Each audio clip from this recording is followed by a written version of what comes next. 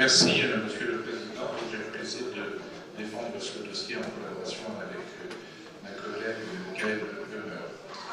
Donc vous avez bien sûr un budget dont vous avez vu la particularité, c'est qu'il est totalement dédié à la pêche durable. Donc la pêche durable, c'est bien entendu ne pas faire durer la pêche telle qu'elle est aujourd'hui, mais avoir une marge de progrès. Pour cela, nous avons à notre disposition le PELOBA, à 87 millions d'euros qui seront investis dans les 5 filières, 58 millions de la Commission européenne et 20 millions de la région de Bretagne. Donc c'est des effets leviers importants. Une partie va aller à 8 territoires maritimes de Bretagne, au total 16 millions, territoires sur lesquels on compte beaucoup pour que notre politique régionale puisse avoir des effets territoriaux, mais également pour que ces territoires maritimes puissent alimenter notre politique régionale. Bien entendu, nous sommes face à une filière qui aujourd'hui a beaucoup de soucis. Nous en parlerons certainement dans vos questions. Et notre orientation aujourd'hui forte est de tenter la décarbonation de la flotte. Nous avons lancé un appel à projet auprès de la filière avec deux conditions. Le fait que nous puissions passer à une énergie hydrogène et que cela concerne des armements existants. Deux projets ont été retenus. Un projet concernant la conchyliculture, l'agriculture plus exactement, et un autre projet concernant les arbres, notamment les arbres traînants. Nous avons beaucoup de ces projets qui sont des consortiums avec des ingénieurs, des pêcheurs et des structures d'animation, par exemple la CCI 22 pour ce qui est de la conchyliculture.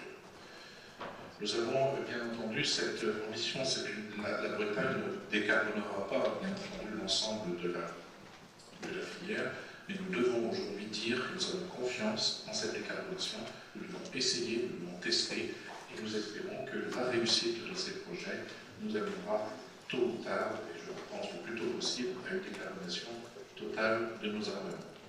L'autre aspect, c'est la filière aval qui va souffrir du manque de poissons potentiels.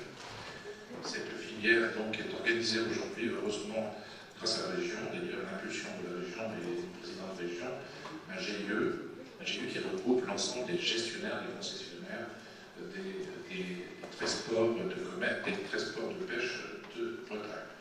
Donc nous avons lancé une proposition qui a été acceptée vraiment à l'unanimité de regarder quels étaient les besoins des à la marée, quels étaient leurs budgets, quelles étaient leurs difficultés, et nous allons nous engager très fortement dans la décarbonation de cette filière aval, et en particulier tenter de résoudre rapidement, parce que techniquement nous avons des solutions, il faudra trouver des leviers financiers de telle manière à ce que, en particulier, nous puissions décarboner les criées côté glace, production de la glace qui aujourd'hui est extrêmement coûteuse pour un nombre de criées.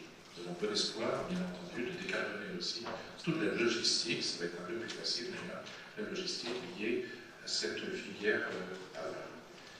L'autre élément important pour nous, c'est le foncier, notamment le foncier ostréicole. Nous avons eu la chance de pouvoir signer avec la SAFER une convention qui garantit la protection absolue du foncier ostréicole qui ne peut plus partir dorénavant grâce à la région à des tentatives de maisons secondaires ou autres. Donc nous avons préservé le foncier ostréicole de façon importante. Nous devons réfléchir, bien entendu, face à la casse aujourd'hui des bateaux, réfléchir vraiment sereinement sur un plan de rentrée de flotte. C'est important.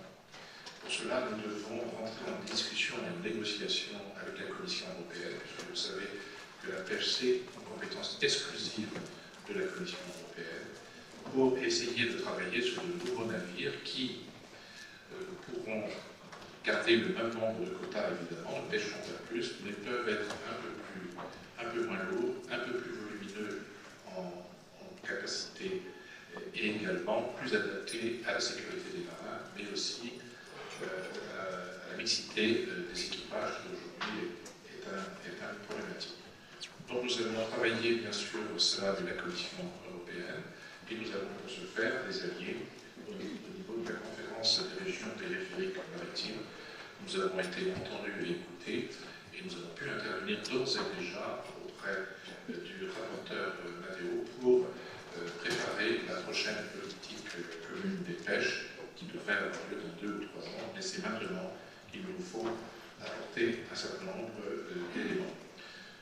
Donc la politique que nous allons défendre, c'est une politique évidemment d'avoir une priorité pour nos pêcheurs, que dans les conseils maritimes de façade, la redéfinition qui va avoir lieu de la production notamment des éoliennes offshore concernant une consigne, sous la consigne du président de la République, il va nous falloir aujourd'hui travailler de façon concertée, et vous avez obtenu, Monsieur le Président, au nom de la Commission régionale mer et littoral, avec le préfet maritime, le préfet de région et vous-même, obtenu le fait que la position de la région de Bretagne serait prise en compte dans la programmation générale de l'éolien offshore.